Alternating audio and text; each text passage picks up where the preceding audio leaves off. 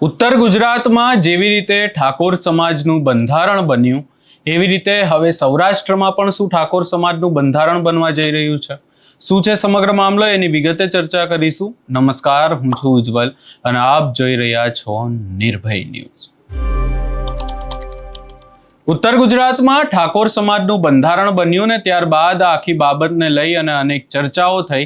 ખાસ કરી અને જે ડીજે ન વગાડવાનો નિયમ હતો એને લઈને પણ વિરોધ થયો અને લોકો તો એવું પણ કહી રહ્યા છે કે જ્યારથી આ બંધારણ બન્યું ને આ બંધારણના કારણે જ ગેનીબેન ઠાકોર અને કોંગ્રેસ ક્યાંક ને ક્યાંક જે ઉત્તર ગુજરાત છે ત્યાં ચૂંટણી પણ આ સ્થાનિક સ્વરાજ્યની ચૂંટણીમાં પણ એમને હાર મળી। પરંતુ આ તમામ ચર્ચાઓની વચ્ચે હવે ગેનીબેન ઠાકોર દ્વારા જામનગરમાં એક કાર્યક્રમ ઠાકોર સમાજનો હતો ને કાર્યક્રમમાં ઠાકોર સમાજનું જે ઉત્તર ગુજરાતમાં બંધારણ બન્યું છે એવી જ રીતે જે સૌરાષ્ટ્રમાં બંધારણ બનાવવાની વાત કરતા તેમના દ્વારા શું કહેવામાં આવ્યું છે એ પણ સાંભળી લઈએ।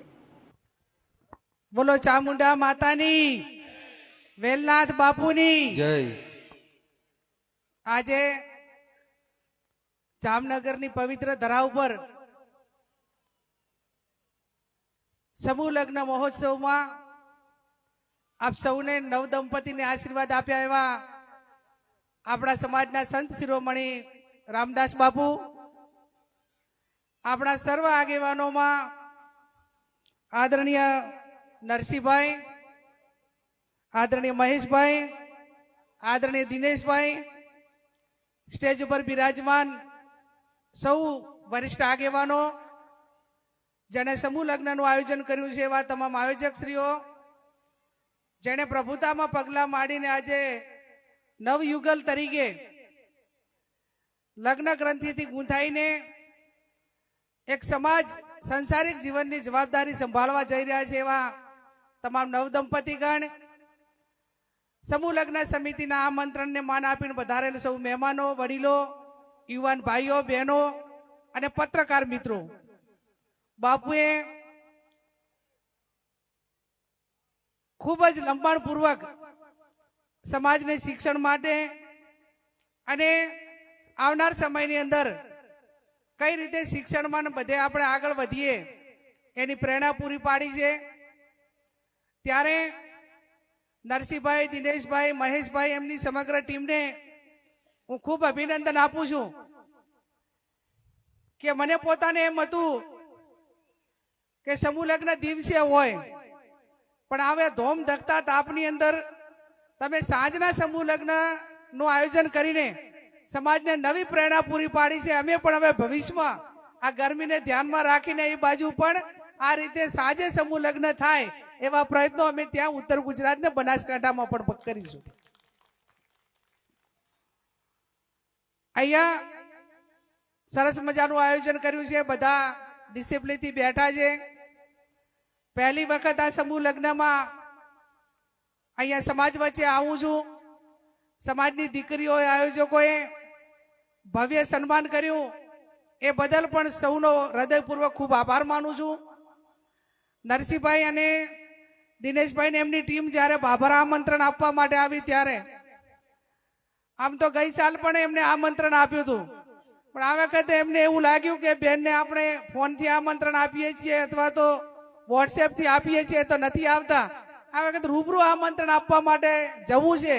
અને મને પોતાને એમ લાગ્યું કે મને આમંત્રણ આપવા માટે 300 કિલોમીટર થી બધા આયોજકો ટીમ આવી હોય તો મારી પણ જવાબદારી છે કે ત્યાં સમૂહ લગ્નમાં મારે હાજરી આપી અને જે આયોજકો સારું કામ કરે છે એમાંથી પ્રેરણા લેવી પડે અને ત્યાંના નવદંપતિ છે એમને સુખી લગ્ન જીવનની શુભેચ્છાઓ પાઠવવા માટે કરીને મારે ત્યાં જવું પડે। એક સમાજની દીકરી તરીકે તમને બધાને મળવા માટે આવી છું અને નવદંપતિને સુખી લગ્નની શુભેચ્છાઓ પાઠવવા માટે કરીને ત્યાં છેક બાબરથી આટલે આવી છું। મને તમે એક દીકરી તરીકે આમંત્રણ આપ્યું, તમે મને સમાજની એક બેન તરીકે આમંત્રણ આપ્યું એ બદલ પણ તમારો ખૂબ હૃદયપૂર્વક આભાર માનું છું, સમગ્ર સમાજનો આભાર માનું છું। બાપુએ શિક્ષણ માટે, વ્યસન મુક્તિ માટે, ધંધા રોજગારમાં અને આ જામનગરની એ ધરા છે કે આ જામનગરની આ ધરાએ સમગ્ર વિશ્વમાં આપણાને ગૌરવ અપાવ્યું છે। ચાહે ઔદ્યોગિક ક્ષેત્ર હોય, ચાહે ક્રિકેટનું ક્ષેત્ર હોય, ચાહે બહેનો માટે કરીને જામનગરની બાંધણી હોય, આવું અનેક ક્ષેત્રે આ જામનગરની ધરાએ જામનગરે આ જે આ ભૂમિ છે, અને સૌરાષ્ટ્રની ભૂમિ એટલે શૂરવીરોની સંતોની ભૂમિ અને દેવોની ભૂમિ જે ગણાય. આજે એ બાજુથી અમે દર્શન કરવા આવીએ ત્યારે ભગવાન કૃષ્ણના દર્શન કરીએ, મા ચામુંડાના દર્શન કરીએ, સોમનાથ મહાદેવના દર્શન કરીએ, અને એના ઉર્જા થકી અનેક પ્રેરણાઓ આપણને હિન્દુ ધર્મની વાત હોય કે આપણી માનવ જાતની જે કંઈ આપણી પ્રવૃત્તિ માટે કરીને અનેક જે પ્રેરણા લેવાની છે એ આ સૌરાષ્ટ્રની ધરા ઉપરથી, અહીંની સંસ્કૃતિ ઉપરથી લેવાની સમગ્ર દેશને ને મને બધાને એની પ્રેરણા મળે છે. ત્યારે વિશેષ ના કહેતા એટલું કહું કે આ સમૂહ લગ્નનું બંધન, આ સમૂહ લગ્નનું જે બંધન અને લગ્ન જીવનનું જે બંધન છે એ માત્ર લગ્ન પૂરતું નથી. આવનાર સમયની અંદર આ નવદંપતિ એ એક જવાબદાર એક સંસાર જીવનની શરૂઆત કરવા જઈ રહ્યા છે, અને એમને સમૂહ લગ્નમાં જોડાઈને સમાજને રાહ ચીંધ્યો છે. એમને લાખો રૂપિયા સમાજના બચાવ્યા છે. અને મને બીજો પણ ખૂબ આનંદ એ બાબતનો થાય છે કે પૂરતી તમામ દીકરા દીકરીની જે ઉંમર છે એ લગ્ન માટે કરીને પૂરતી હોય એવું મને દેખાય છે. કોઈ એક પણ દીકરા દીકરીના નાની ઉંમરે લગ્ન નથી. આ સમાજની સૌથી મોટી પ્રગતિ છે. નાની ઉંમરના લગ્ન હોય, એક બાજુ ધંધા રોજગારનું ને આ બધું ટેન્શન હોય, અને એના કારણે જે આવનાર પેઢી, એક તંદુરસ્ત પેઢીનું જે નિર્માણ કરવાનું હોય એ ક્યાંક ને ક્યાંક નાની ઉંમરે લગ્નના કારણે ઘણી બધી બીજા વિસ્તારોની અંદર એની બદીઓ જોવા મળે છે. અહીંયા સમૂહ લગ્ન સમિતિએ એ બાબતનું પણ પૂરેપૂરું ધ્યાન રાખ્યું છે. મને નરસિંહભાઈ ને બધા આગેવાનોએ કહ્યું કે બેન, જે ઉત્તર ગુજરાતની અંદર જે બંધારણ કર્યું છે એવું બંધારણ એ સૌરાષ્ટ્રની અંદર થાય એવું પણ અમે ઈચ્છીએ છીએ. ઉત્તર ગુજરાતમાં 5 જિલ્લા ભેગા થઈને 27 થી 28 તાલુકા ભેગા થઈને 4/1/2026 ના રોજ, એટલે હું માનું ત્યાં સુધી 5 મહિના પહેલા એ મજબૂત બંધારણ આખું સમાજે બધા આગેવાનોએ સાથે મળીને, સાધુ સંતોએ સાથે મળીને સમાજમાં સમરસતા લાવવા માટેનું બંધારણ કર્યું. એમાં કરોડપતિ હોય કે સામાન્ય ગરીબ પરિવાર હોય તો એના દીકરા કે દીકરીના લગ્નમાં જેટલું કરોડપતિનામાં હોય એટલું ને એટલું ગરીબના ગરીબમાં હોય એટલું ને એટલું કરોડપતિ હોય તો પણ એના સમાજના બંધારણ પ્રમાણે જ એને લગ્ન કરવાના, એને જમણવાર રાખવાનો અને એને સમરસતા રાખીને ઊંચ નીચના ભેદભાવ મટાડવાનું કામ એ ઉત્તર ગુજરાતના 5 જિલ્લાઓએ કર્યું. અને એના હિસાબે સમાજના આ લગ્નમાં આ 2 મહિનાની અંદર હજારોનો નહીં, લાખોનો નહીં, પણ સમાજને કરોડો રૂપિયાનો ફાયદો થયો. આજે લગભગ મારો વિડીયો તમે બધા સાંભળતા હશો, પણ હમણાં 2 દિવસ પહેલા હું લગ્નમાં ત્યાં ગઈ અલગ અલગ, અને મને બધાય ત્યાં વડીલોએ સમાચાર આપ્યા કે બેન, આ સમાજનું આગેવાનોનું ભલું થાજો કે આ વખતે લગ્નમાં નથી સમાજે કોઈએ જમીન ગીરવે મૂકી, નથી કોઈએ વેચી કે નથી કોઈએ એના ઉપર ઉપાડ લીધો. આ સમાચાર સમગ્ર વિસ્તારમાંથી જાણવા મળ્યા. નહીતર લગ્ન વખતે જમીન ગીરવે મૂકવી પડે, ત્યાં વેચવી પડે, અને અથવા તો ગીરવે મૂકેલી હોય તો એના ઉપર વધુ ઉપર પૈસાનો લેવો પડે. આ સ્થિતિ હતી. ત્યારે એ સ્થિતિમાંથી નીકળવાનું કામ એ ઉત્તર ગુજરાતે કર્યું છે. હું માનું ત્યાં અહીં તો પહેલેથી જ ખૂબ સારા અને ટૂંકા ખર્ચા થાય એવું આયોજન અહીં વર્ષોથી છે. પણ એને સમરસતા કઈ રીતે આવે?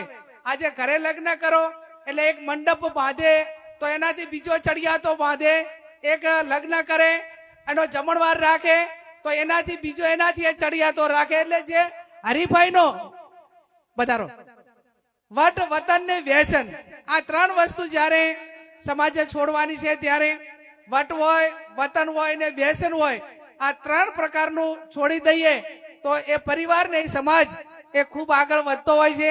ત્યારે બાપુએ બીજી પણ ટકોર કરી કે અંધશ્રદ્ધામાંથી બહાર નીકળો.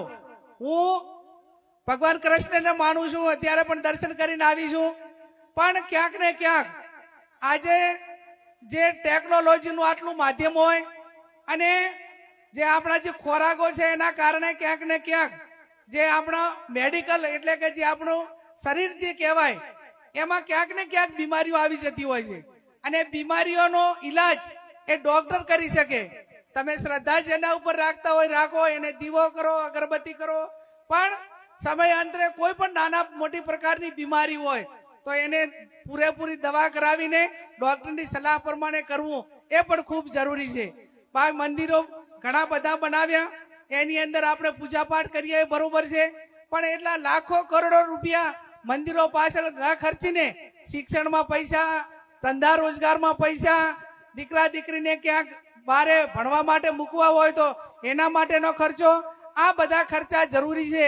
પણ અંધશ્રદ્ધામાં એકા બે જણની હરીફાઈમાં આમાં સમાજ પૈસા ન ખર્ચે એવી પણ હું તમારા બધાને વિનંતી કરું છું. તમારી પાસે બધા પાસે અપેક્ષા રાખું છું.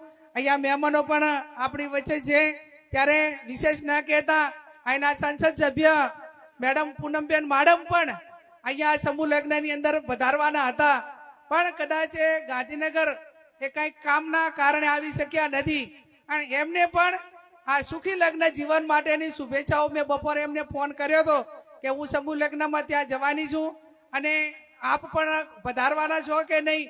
એટલે એ ગાંધીનગર એમના કામ માટે ગયેલા છે, પણ એમને પણ તમામ નવદંપતિને સુખી લગ્ન જીવનની શુભેચ્છાઓ પાઠવી છે. અને એમના લાયક કાંઈ કામ હોય તો પણ એ કાયમી કરે છે, ને નાના મોટું હોય તો બધી કમિટી સાથે મળીને ક્યાંક એમના લગતું કામ હોય તો પણ કહેજો. સંસદ સભ્ય પાર્ટી રીતે અલગ છીએ, પણ સંસદ સભ્ય તરીકે અવારનવાર લોકસભાની અંદર મળવાનું થાય છે. તમારા વતી કોઈ નાના મોટું કામ હશે તો એમને પણ હું તમારા વતી વિનંતી કરીને કંઈક સમાજનું કામ હશે તો કરવા માટે એમને તમને મદદરૂપ થવા માટેના પ્રયત્ન કરીશ, એ પણ આપ સૌને ખાતરી આપું છું. ફરી આપ સૌએ અહીંયા મને સમૂહ લગ્નમાં બોલાવી નાથગંગાના સમાજના વડીલોના તમામના બધાના દર્શન કરવા માટેનો મને જે અવસર આપ્યો છે એ અવસર બદલ પણ આપ સૌનો આભાર માનું છું. અને ખરેખર નરસિંહભાઈ, દિનેશભાઈ, મને એમ હતું કે મારા 300 કિલોમીટર કાપીને સમૂહ લગ્નમાં જવું, પણ ખરેખર મને આ જેટલો રાજીપો થયો છે, એટલી ખુશી થઈ છે કે મારા પિયરમાં જેટલું સન્માન મને મળે એટલું ને એટલું સૌરાષ્ટ્રની ધરતી, જામનગરની આ પવિત્ર ભૂમિ અને નાથગંગાએ સમાજે મને ખૂબ માન આપ્યું, સન્માન આપ્યું, અને મારું ભવ્ય સન્માન જેમ મારા પિયરમાં થાય એવું ને એવું સન્માન એક દીકરી તરીકે તમે મારું કર્યું, એ બદલ પણ સમાજનો અને આયોજકોનો ખૂબ હૃદયપૂર્વક આભાર માનું છું. ફરી તમામ નવદંપતિને સુખી લગ્ન જીવનની શુભેચ્છાઓ પાઠવી અને તમામ ખૂબ ધંધા રીતે આગળ વધે, શિક્ષણમાં આગળ વધે અને માતા પિતાની સેવા કરે. જે એક જિંદગીના અરમાનો હોય એ અરમાનો પૂરા કરે. અને કોઈ પણ માણસ એને કમાવા માટેની જે ઉંમર હોય છે એ ઉંમરની અંદર એનું આયોજન કરીને એક પ્લાનિંગ કરીને હવે ભવિષ્ય એ તમારા હાથમાં છે, હાથથી કરીને પણ તમામ નવદંપતિ એ સુખી લગ્નનું જીવન એમનું ખૂબ આગળ વધે અને ભગવાન પરમાત્મા એમની જે આશા અપેક્ષાઓ હોય એ પૂરી કરે, એ શબ્દ સાથે આપ સૌનો ખૂબ ખૂબ હૃદયપૂર્વક આભાર માનું.